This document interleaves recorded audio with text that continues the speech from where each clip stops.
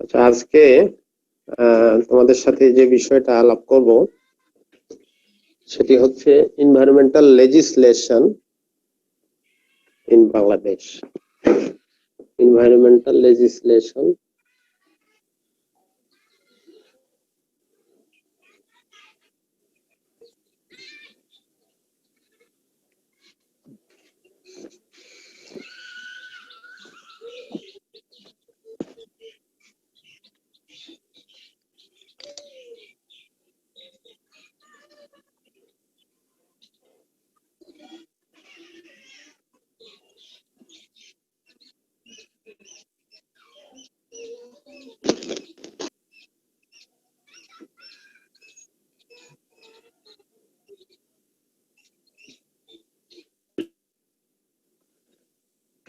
আসলে মূলত environmental legislation বলতে পরিবেশগত আইন কানুন যেগুলো বাংলাদেশে আছে সেই বিষয়গুলোকে বলা হয় এনভায়রনমেন্টাল লেজিসলেশন।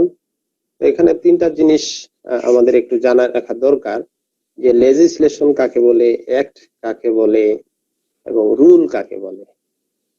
অ্যাক্ট হচ্ছে যে জিনিসটা সংসদে পাশ করা হয় সেটাকে বলে অ্যাক্ট। আর যে সংসদের আলোকে, সংসদে যে আইনটা পাশ হয় এর আলোকে সংশ্লিষ্ট কর্তৃপক্ষ আরো কিছু নিয়ম কানুন তৈরি করেন, সেগুলোকে বলা হয় রুল। আর এই সবগুলো অ্যাক্ট, রুল, সংবিধি সবগুলো মিলে হচ্ছে লেজিসলেশন ইন বাংলাদেশ। স্যার একবার বলেন। আরেকবার বলেন। আজকে আমরা ডিসকাস করব যে এনভায়রনমেন্টাল লেজিসলেশন ইন বাংলাদেশ। হ্যাঁ, অর্থাৎ বাংলাদেশে পরিবেশগত কি আইন কানুন আছে।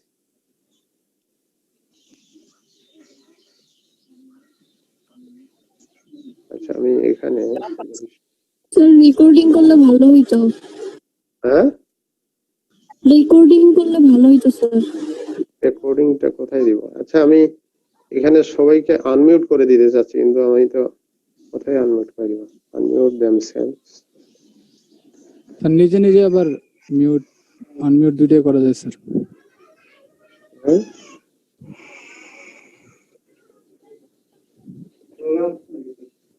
ক্লাস নিচে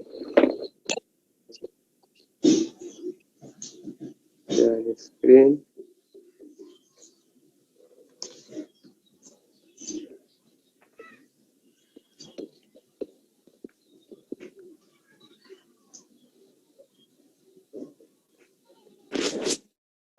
এবার হয়ে গেছে। তো যেটা আমি ডিসকাস করছিলাম যে environmental legislation in Bangladesh, legislation হচ্ছে অ্যাক্ট, রুল সবকিছু মিলে এগুলোকে বলা হয় লেজিসলেশন। তো বাংলাদেশে অ্যাক্ট হচ্ছে সেই জিনিসটাই, যে জিনিসটাকে বলা হয় সংসদে পাশ করা হয় সেটাকে বলা হয় লেজিসলেশন, অ্যাক্ট। যেমন ধরো হাজী দানেশ বিজ্ঞান ও প্রযুক্তি বিশ্ববিদ্যালয় আইন 2001, এটা হলো অ্যাক্ট। আবার এই বিশ্ববিদ্যালয় থেকে রিজেন্ট বোর্ড যে জিনিসগুলো তৈরি করে এই অ্যাক্টের আলোকে সেই বিষয়গুলোকে বলা হয় রুল। তো এই অ্যাক্ট, রুল সবগুলোকে মিলে বলা হয় লেজিসলেশন।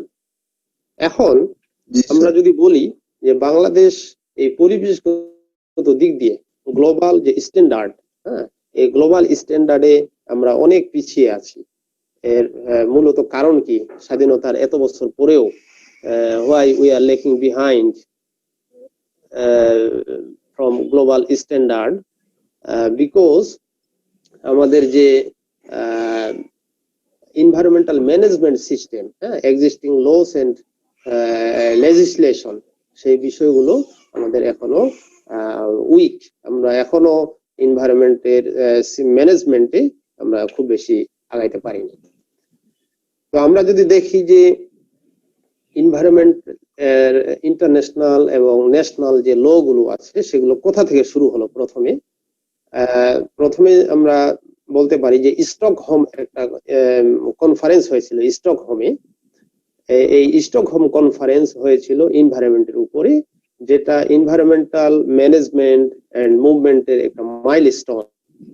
সেটা হয়েছিল 1972 তে, এবং এখানে around 113 countries, 19 international NGOs and 400 NGOs and 19 international organizations participated in this Stockholm conference in 1972.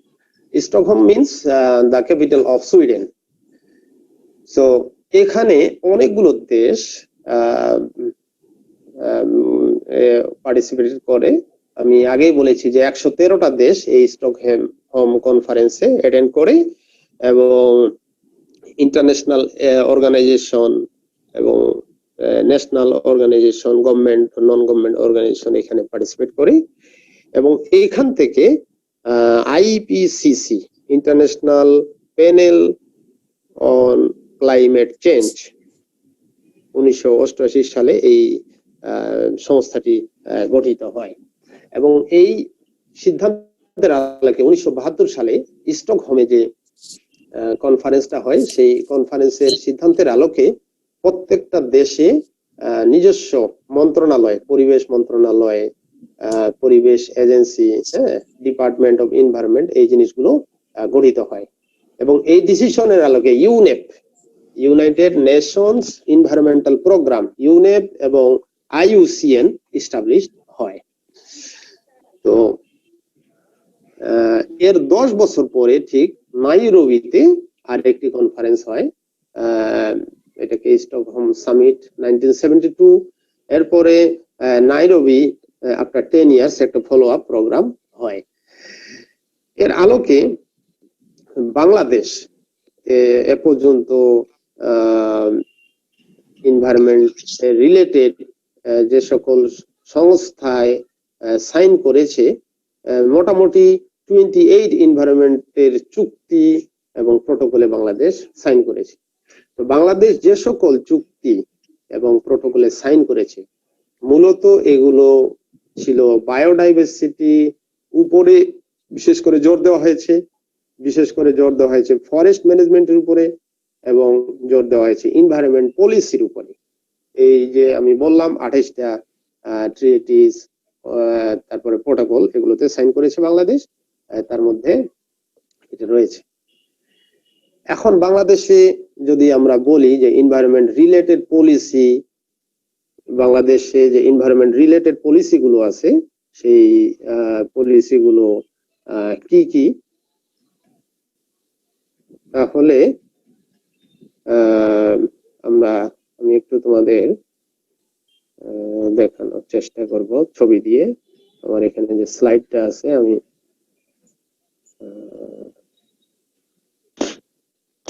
এটা একটু ক্যামেরাটা ঘুরিয়ে দিয়ে চেষ্টা করতেছি কম্পিউটারে।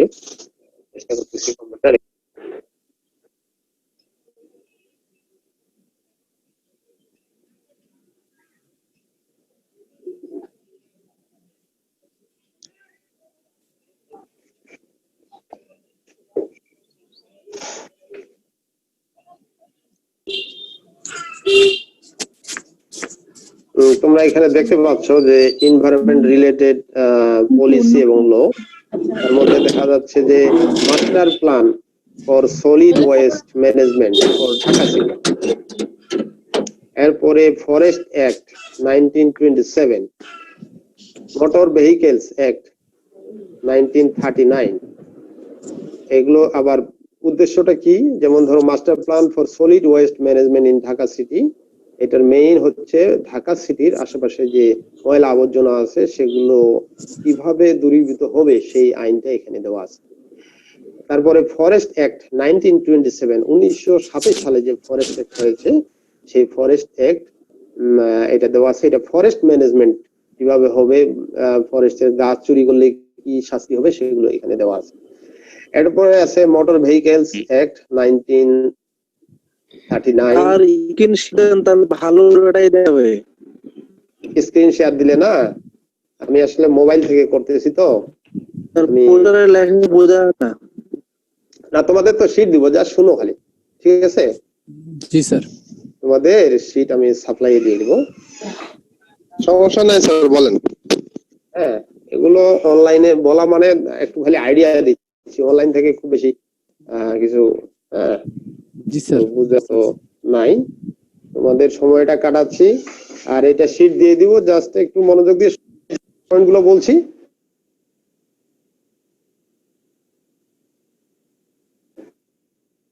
হ্যাঁ, সেই পয়েন্টগুলো যাতে সাইট অর্ডিন্যান্স আছে 71 এ, ন্যাশনাল এনভায়রনমেন্ট পলিসি আছে 1992, ন্যাশনাল ফরেস্ট পলিসি 1994, এগুলো বিভিন্ন ধরনের অ্যাক্ট আছে, পলিসি আছে।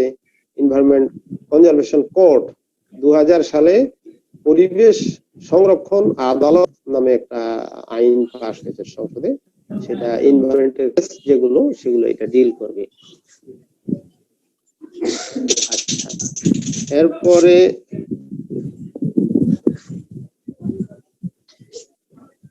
আমি এখানে তোমরা কি শুনতে পাচ্ছ আমার কথা?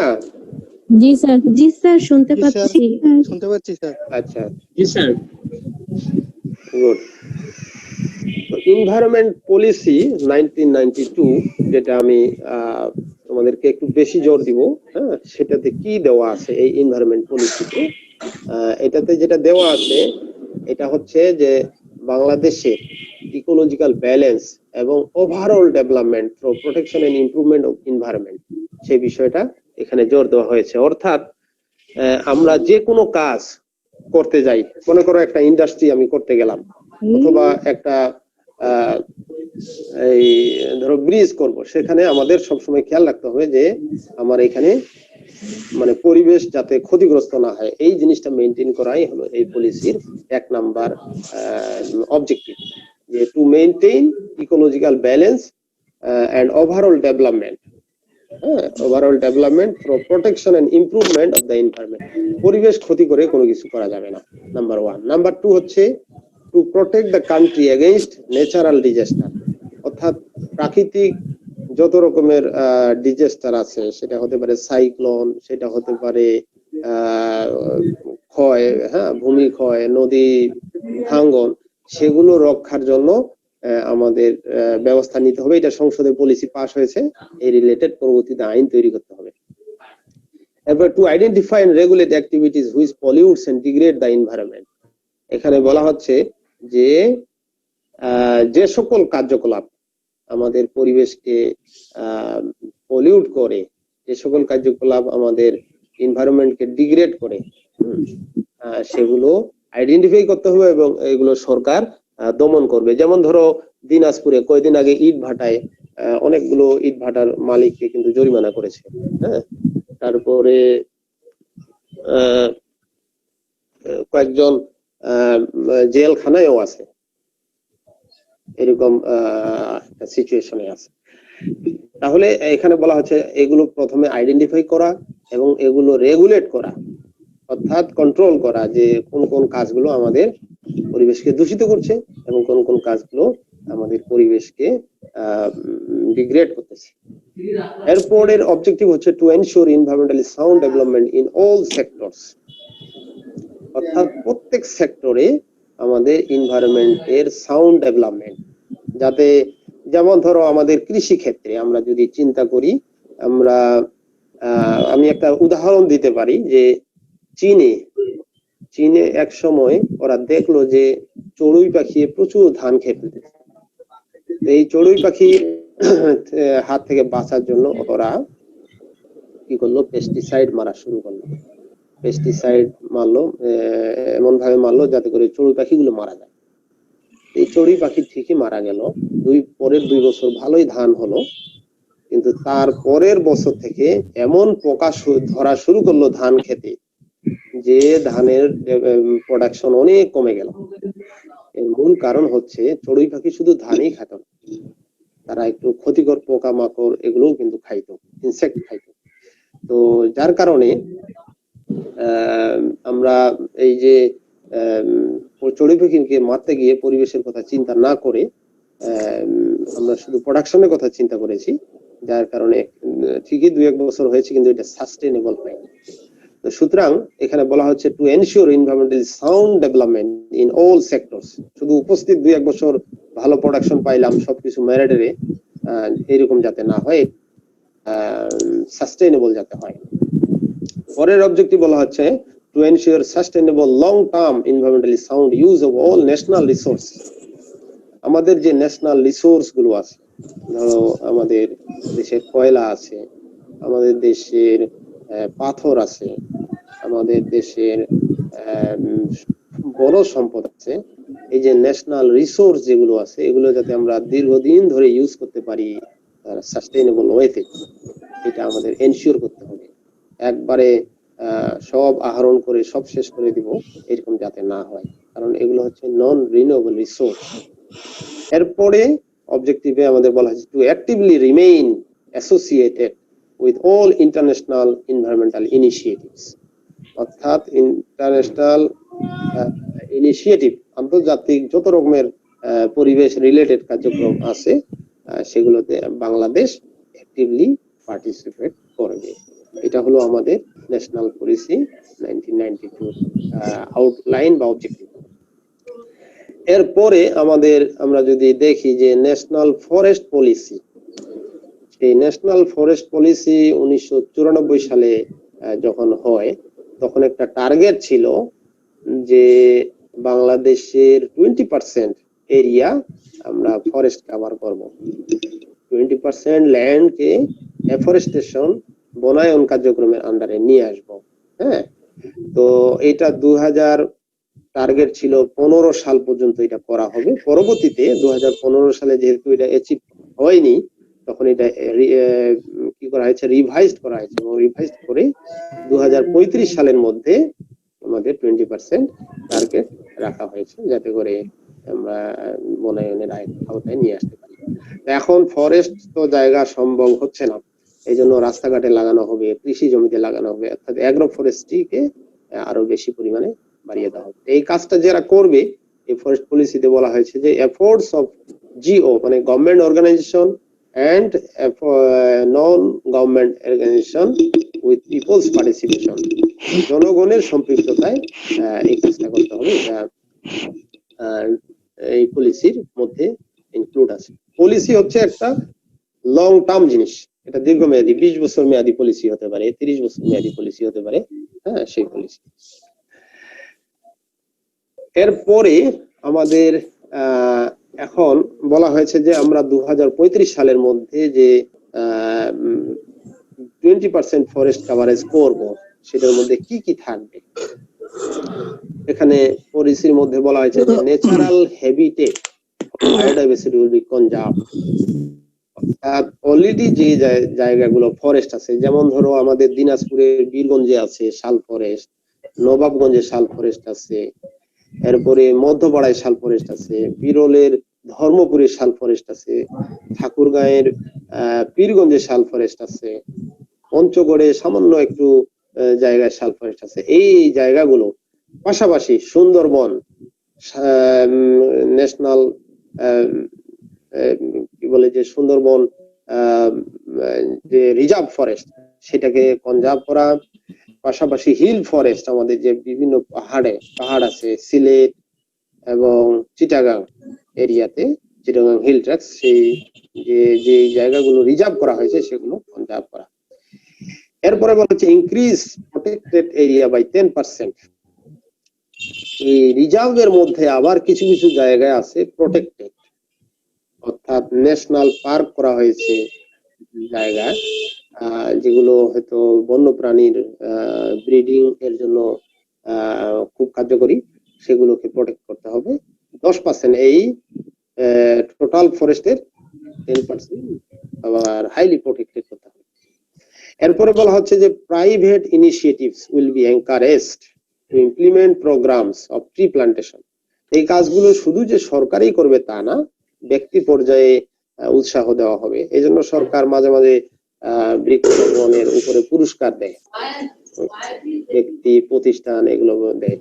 এখানে প্রাইভেট ইনিশিয়েটিভ গুলোকে এনকারেজ করা হবে, বিশেষ করে যেগুলো ফেলো ল্যান্ড, পতিত জমি আছে, হতে পারে বিভিন্ন প্রতিষ্ঠান, স্কুল, কলেজ, মাদ্রাসা, গির্জা, মসজিদ, মন্দির এর আশেপাশে যেগুলো আছে পতিত, অথবা রেলওয়ের সাইডে অথবা বাড়ির আশেপাশে, যাতে করে মানুষ ব্যাপক হারে গাছ লাগাইতে পারে।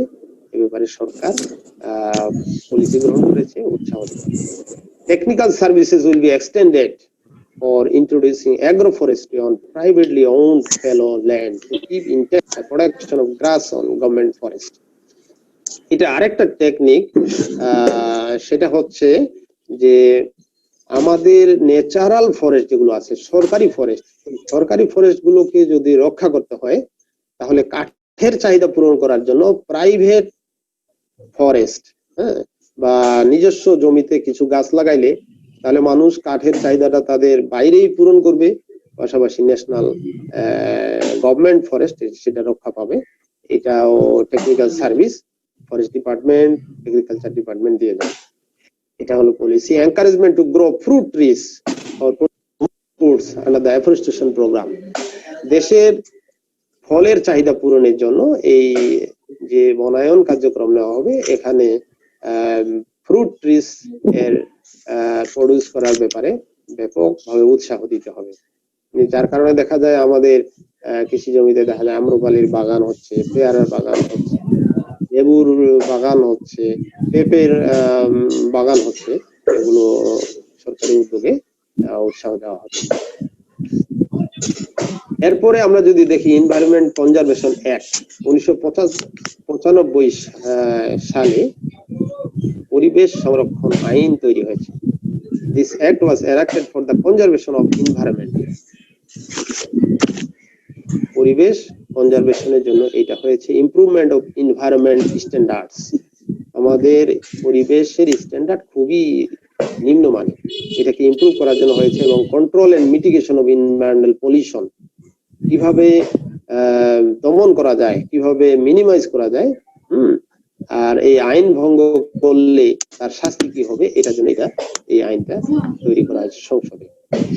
This act empowered the ministry, MOEF, Ministry of Environment and Forest, এখন এটার নাম চেঞ্জ হয়ে গেছে ministry of environment, forest and climate change, to formulate rules and guidelines for the management. এই মন্ত্রণালয়কে পাওয়ার দেওয়া হয়েছে যে তারা কি করবে, রুল তৈরি করবে এবং গাইডলাইন তৈরি করবে কিভাবে এনভায়রনমেন্টকে ম্যানেজমেন্ট করতে হবে। আমি ইম্পর্টেন্ট সেকশনস, এই যে আইনটা আছে এর মধ্যে ইম্পর্টেন্ট কিছু সেকশন আছে, যেমন ধরো ডিজি কে পাওয়ার দেওয়া হয়েছে। তারপরে ডিক্লারেশন অফ ইসিএ মানে হচ্ছে environmental conservation ecological critical area. কোন এরিয়া যদি ইকোলজিক্যালি ক্রিটিক্যাল কন্ডিশনে চলে যায় তাহলে এটাকে ক্রিটিক্যাল এরিয়া ঘোষণা করে এখানে বন ধ্বংস বা এখানে মানুষের চলাচল রেস্ট্রিকশন করে দিতে হবে। যেমন ধরো এই যে রেস্ট্রিকশনস ভেহিকলস ইমিটিং স্মোক, পাশাপাশি যেই গাড়িগুলো ধোঁয়া নির্গত হচ্ছে এগুলোকে যাতে তারা আইনের আওতায় নিয়ে আসতে পারে, এই পাওয়ার গুলো দেওয়া হয়েছে এই এনভায়রনমেন্ট কনজারভেশন অ্যাক্ট 95-তে। এরপরে এই অ্যাক্টের মাধ্যমে যেহেতু মন্ত্রণালয়কে একটা পাওয়ার দেওয়া হয়েছে যে তারা রুল তৈরি করতে পারবে, সেজন্য এই এনভায়রনমেন্টাল কনজারভেশন রুলস 1997 সালে করেছে মন্ত্রণালয়। এই রুলের মধ্যে যে বিষয়গুলো হাইলাইট করার মতো সেটা হচ্ছে mechanism for issuance of environmental clearance certificate has been introduced for new industries or project. অর্থাৎ তোমাদের মধ্যে কেউ যদি কোনো একটা প্রজেক্ট করতে চায়, নতুন করে একটা ইন্ডাস্ট্রি করতে চায়, তাহলে তাকে এনভায়রনমেন্টের ক্লিয়ারেন্স সার্টিফিকেট নিতে হবে মন্ত্রণালয় থেকে। আর এই ক্লিয়ারেন্স সার্টিফিকেট নেওয়ার জন্য মন্ত্রণালয় কিছু কিছু নিয়ম কানুন দিবে, যে তার আশেপাশে গাছ লাগাইতে হবে, ময়লা আবর্জনা ফেলার জন্য নির্দিষ্ট জায়গা রাখতে হবে। তো এই জন্য মানে এই যদি নিয়ম কানুন গুলো মানে তাহলে তাদেরকে সার্টিফিকেট দেওয়া হবে, আর না হলে সার্টিফিকেট না পেলে তার এই প্রজেক্ট সে করতে পারবে না, অবৈধ হয়ে যাবে। এরপরে বলা হচ্ছে for highly polluting industries environmental clearance certificate is given after setting up effluent treatment plant. কিছু কিছু ইন্ডাস্ট্রি আছে যেগুলো খুব পলিউট করতে হতে পারে, সেরকম ইন্ডাস্ট্রিজ এর মধ্যে যেমন ধরো আমাদের দিনাজপুরের কুলহাট এলাকায় সেখানে আছে অটো রাইস মিল, কন্টিনিউয়াস ধরো কালো ধোঁয়া বের হচ্ছে, ছাই বের হচ্ছে। তো সেখানে তারা যাতে এই ছাইগুলোকে ঠিক মতো জায়গায় ডাম্পিং করে ঢেকে রাখে যাতে করে আশেপাশে মানুষের জীবন সমস্যা না হয়, এই জন্য তাদেরকে কিছু নিয়ম কানুন বেঁধে দেওয়া হবে। এমনও হতে পারে মনে করো অ্যাসিড ইন্ডাস্ট্রিজ অ্যাসিড তৈরি করে, সেখানে তাদের যাতে এই নির্গত অ্যাসিড পরবর্তীতে ক্ষতি না করতে পারে এই জন্য অ্যাফ্লুয়েন্ট ট্রিটমেন্ট প্লান্ট, অথবা সেখানে হতে পারে কোনো ময়লা আবর্জনার পানি বের হচ্ছে সেই পানিগুলো আবার ট্রিটমেন্ট করে পরিষ্কার করতে হবে। এই জন্য মানে তাদেরকে এই বিধিবিধান গুলো দিতে হবে, তারপরে তারা সার্টিফিকেট পাবে। এরকম কিছু বিধিবিধান মন্ত্রণালয় করেছে। এই বিধিবিধান গুলো 1997 সালের রুলস এর মধ্যে রয়েছে।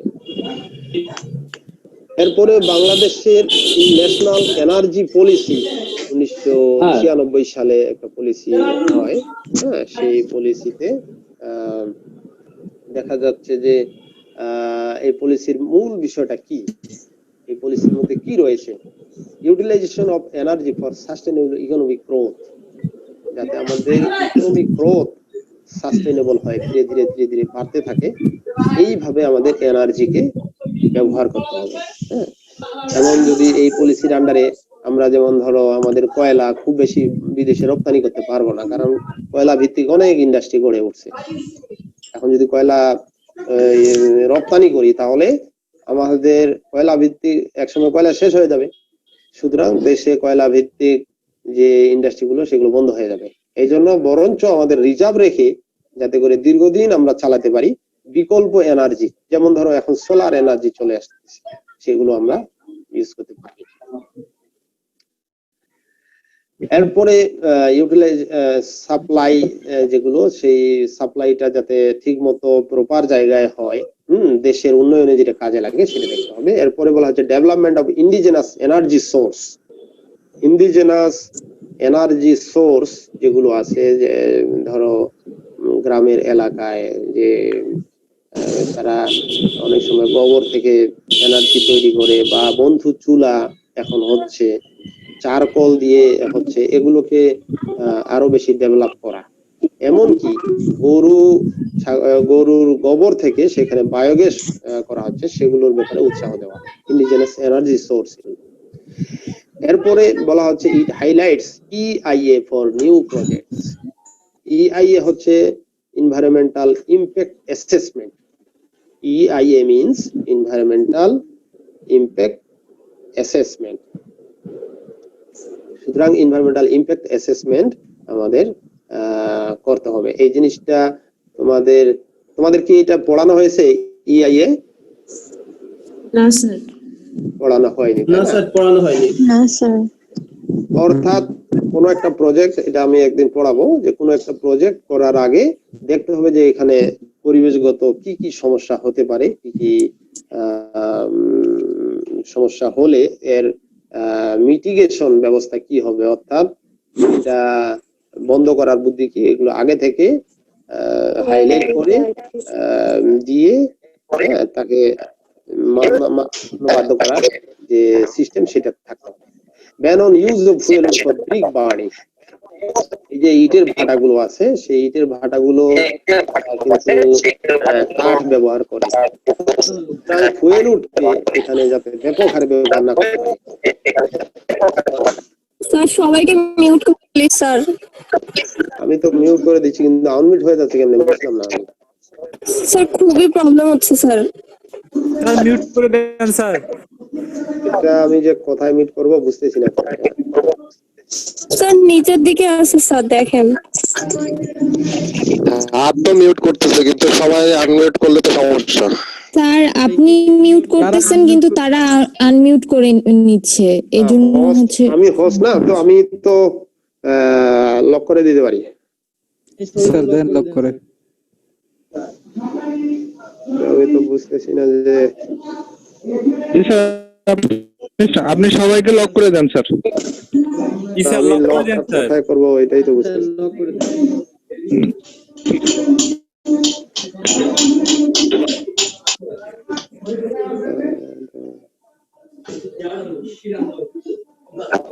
Unmute themselves. Unmute themselves বন্ধ করা আছে।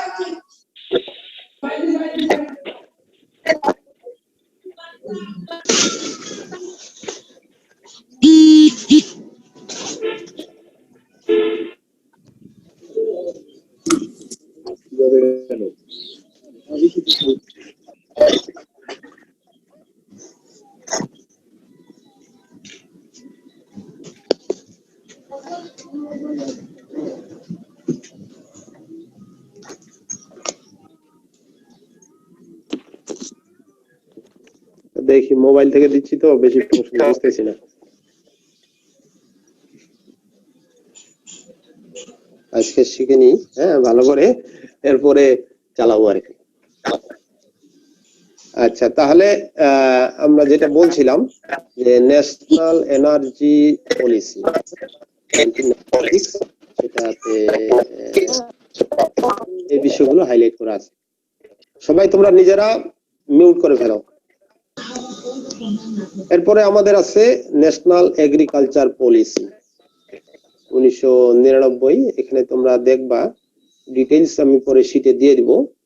সাস্টেইনেবল এগ্রিকালচার প্রোডাকশন, আমাদের এই লক্ষ্য হচ্ছে যে এগ্রিকালচার প্রোডাকশন যাতে সাস্টেইনেবল হয়, কনজারভেশন অফ ক্রপ বায়োডাইভার্সিটি যাতে ঠিকমতো থাকে, নিউ টেকনোলজি যাতে আমরা ইন্ট্রোডিউস করতে পারি, অর্গানিক ম্যানিউর যাতে ঠিকমতো বাড়ানো যায়, আইপিএম সিস্টেমকে ডেভেলপ করা, establishment of agro processing and agro base industries সেটা যাতে আমরা এস্টাবলিশ করতে পারি, সেই পলিসিগুলো আমাদের ন্যাশনাল এনভায়রনমেন্ট এগ্রিকালচার পলিসি 1990 তে আছে।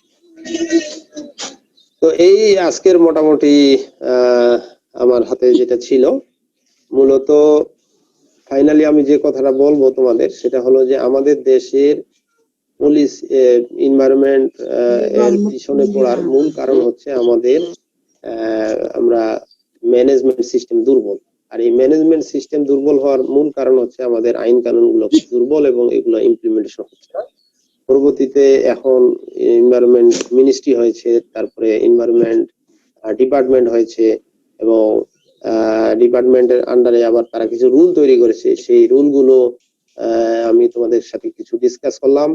তার ভিতরে মেইন যে ডিসকাস করলাম আমি তোমাদের যে ন্যাশনাল এনভায়রনমেন্ট পলিসি, তারপরে national forest policy, national forest policy continue করলাম, এনভায়রনমেন্ট কনজারভেশন অ্যাক্ট 1995 সেটার বিষয়ে ডিসকাস করলাম, এনভায়রনমেন্টাল কনজারভেশন রুলস 1997 সেটার আউটলাইন মেইন ফোকাস পয়েন্ট গুলো বললাম, ন্যাশনাল এনার্জি পলিসি 1996 বললাম, ন্যাশনাল এগ্রিকালচার পলিসি 1999 এর মেইন পয়েন্ট গুলো এইমস গুলো বললাম, এই বিষয়গুলো বললাম তোমাদের। আমি সিআর এর ইমেল আমার কাছে আছে, ওকে আমি শীট পাঠাই দিব, তোমরা সিআর থেকে আহসান থেকে কালেকশন করে নিবা। এখন বলো তোমাদের কার কি প্রশ্ন আছে? কারো কোনো প্রশ্ন আছে?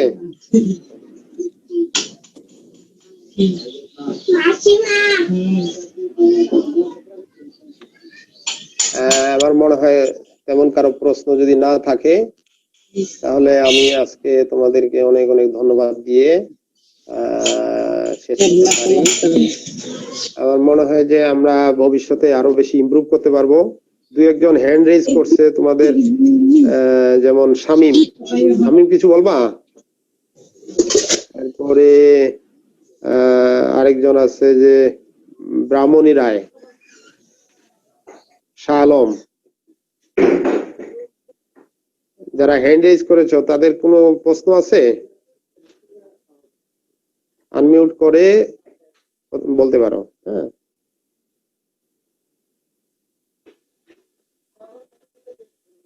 তাসনিয়া, আচ্ছা, তো ঠিক আছে, সবাইকে তাহলে